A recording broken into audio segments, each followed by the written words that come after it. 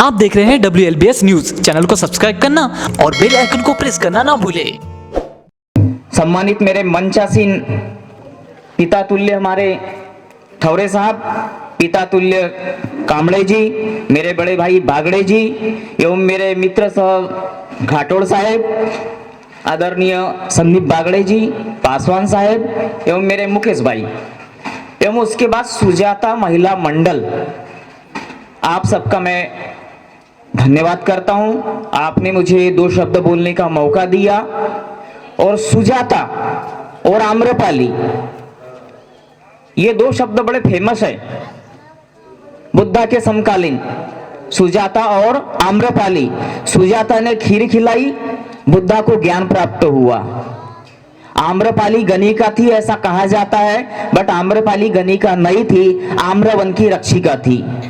अगर हम बुद्धा से 1000 साल पीछे चले जाए तो एक्चुअल में इस धरती की जो महारानी थी, जो रक्षक थी, निवृत्ति, आशा, निशा, उषा, ये हमारी महारानियां थी, क्योंकि उस समय मात्र प्रधान संस्कृति थी। बुद्धा से 1000 साल पहले की बात, बुद्धा के आते तक वो व्यवस्था खत्म हो गई।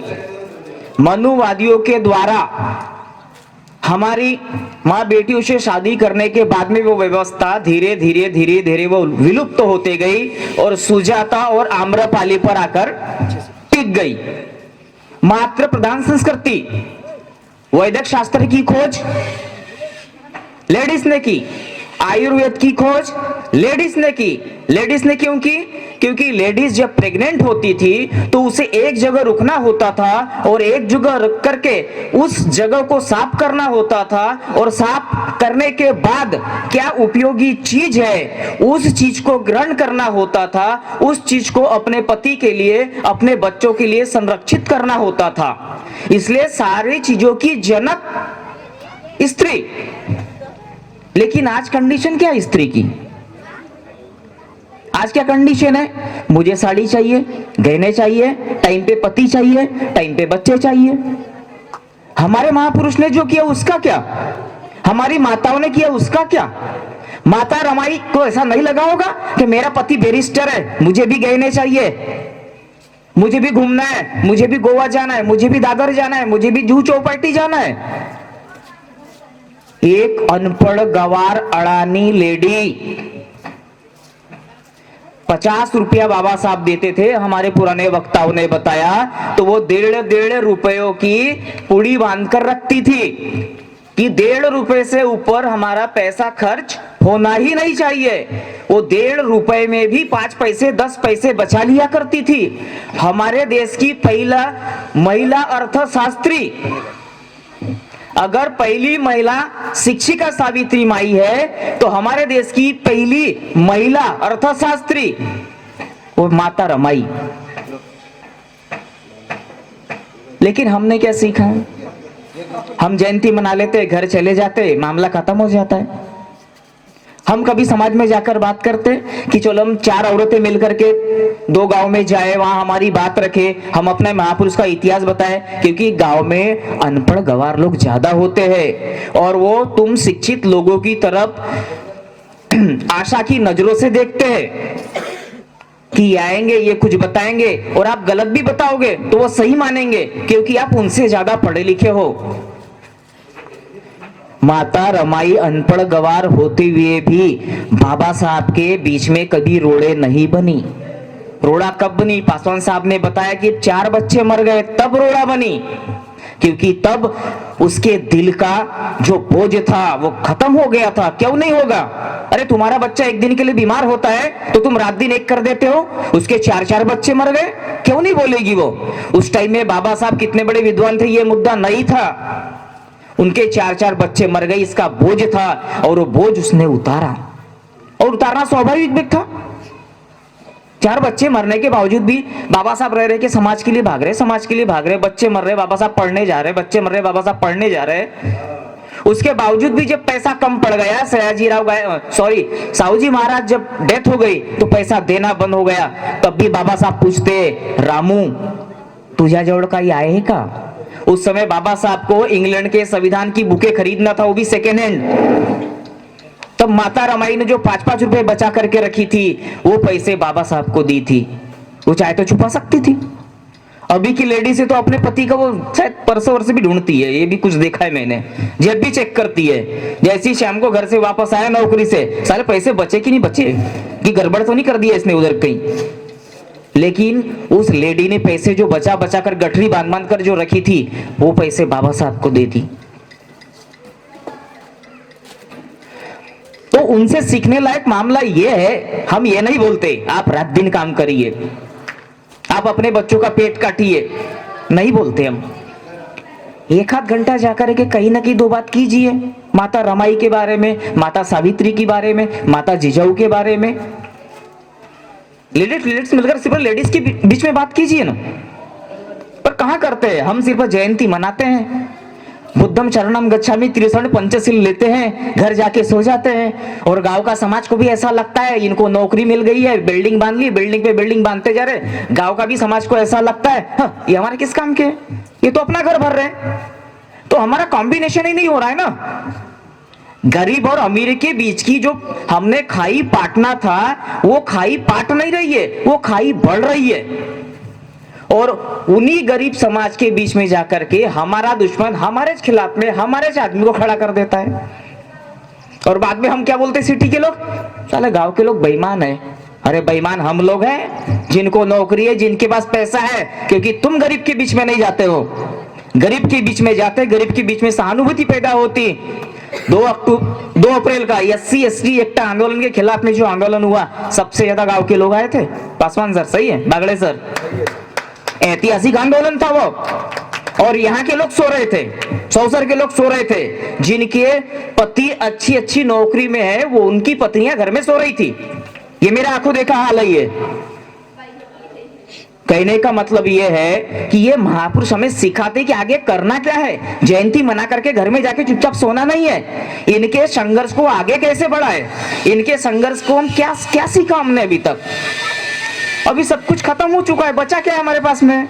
अभी लग रहा है हमको कि हमारे हाथ का लोग पानी पी रहे हैं, अभी छुआछूत नहीं कर रहे हैं। लेकिन रीवा, सतना, ग्वालियर जाकर के देखो, यूपी जाकर के देखो, अपनी औकात हमको समझ में आ जाएगी। शिवनी सर 2 साल पहले 5वीं में लड़का कुएं में गिर गया, दिन भर पानी नहीं पीने दिया गया। हमें ऐसा लगता है छुआछूत नहीं है, अभी भी है। यहाँ कुछ एरिया में नहीं हो रहा होगा, ठीक है। बाबा साहब को जब बाबा साहब खड़े हुए, बंगाल के लोगों ने क्यों बुलाया होगा बाबा साहब को? बंगाली लोग, लैंग्वेज अलग, कल्चर अलग, वहां हमारी जात भी नहीं, वहां नमो शूद्र चाय मंडल लोग हैं। बाबा साहब मार थे, तो फिर नमो शूद्र चाय मंडल ने क्यों बुलाया होगा चुनाव लड़ने के लिए? लेकिन बाबा साहब को इसलिए बुलाया गया, पहले बाबा साहब ने देश भर में काम किया, चारों दिशाओं में काम किया, चारों दिशाओं में अपने लोगों को ढूंढा, उनको जाकर के समझाया। इसलिए बंगाल के लोगों को ऐसा लगा, जोगीनाथ मंडल को ऐसा लगा कि मेरे से अच्छे ज्यादा उपयुक्त तो कौन होंगे संविधान सभा में, तो बाबा साहब होंगे। इसलिए उन्होंने अपनी सीट छोड़ा और मुस्लिम और नमो शूद्र चाय मंडल लोगों ने बाबा साहब को वोट किया और संविधान सभा में भेजा।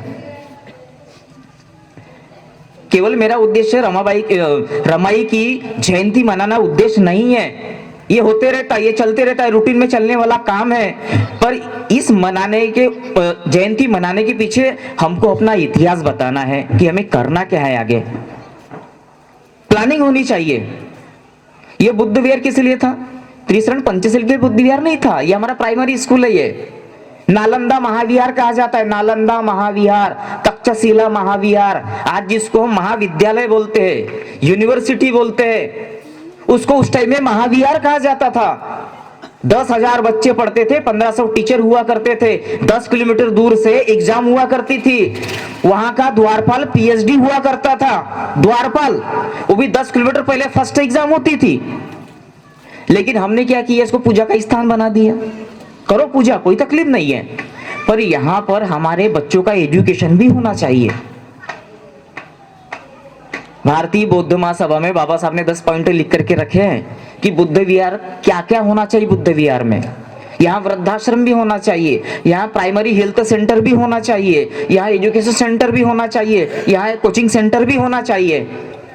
हम करते हैं क्या ऐसा? नहीं करते ना ऐसा, क्योंकि हम पढ़ते ही नहीं अपने महापुरुष को, साहित्य का वाचन ही नहीं करते हम लोग। कहां से पता चलेगा हमें? साहित्य का वाचन करिए तब आपको समझ में आएगा। रमाई ने कोई बुक नहीं लिखी, लेकिन रमाई एक स्वयं बुक थी। रमाई ने कोई बुक नहीं लिखी, रमाई के पति ने दुनिया भर की बुक लिखी, लेकिन रमाई स्वयं ही एक बुक थी। इसलिए बाबा साहब ने 1940 में थॉट्स ऑन पाकिस्तान एक बुक लिखी, वो सिर्फ रमाई को समर्पित की। थॉट्स ऑन पाकिस्तान, पाकिस्तान की एक सोच, वो केवल रमाई को समर्पित किया उन्होंने। और बहुत व्याकुल शब्दों में उसकी लाइनिंग पढ़ोगे तो रोना आता है। जो समर्पण के जो शब्द है वो रोना आता है। तो आप सभी महिलाओं को, खासकर सुजाता जो आप महिला संगठन हो, बहुत अच्छी बात है, शुरुआत की है आपने, शुरुआत अच्छी भी हुई है और आगे इस शुरुआत को आप और आगे बढ़ाते जाइए। यदि आप लोगों को हमारा सपोर्ट लगता है तो हम तैयार हैं आने के लिए, बशर्ते आप लोगों का इंटरेस्ट होना चाहिए। बुद्धा ने क्या कहा कि मैं मार्ग बता सकता हूं, आपके साथ चल नहीं सकता। यानी मैं मुक्तिदाता नहीं हूं, मैं मार्गदाता हूं। मैं मार्ग बता सकता हूं। अप्पो दीप भव, अपना दीपक स्वयं बनो। मतलब अगर आप चलने के एक कदम अगर आप चलने के लिए तैयार हो तो हम आधा कदम डेफिनेटली आपके साथ में चलेंगे, बशर्ते आपका कदम बढ़ना चाहिए। तो मैं ज्यादा बातें तो नहीं करना चाहूंगा, क्योंकि मेरे सारे वक्ताओं ने माता रमाई के बारे में तो बोल दिया है। पर ऐसा है, मुझे डायरेक्ट बोलना ज्यादा अच्छा लगता है, कुछ लोगों को बुरा लगता है, एक अलग मैटर है। पर मैं डायरेक्ट बोलने पे थोड़ा सा क्लियर बात हो जाना चाहिए, क्योंकि क्या है, पाखंड नहीं होना चाहिए।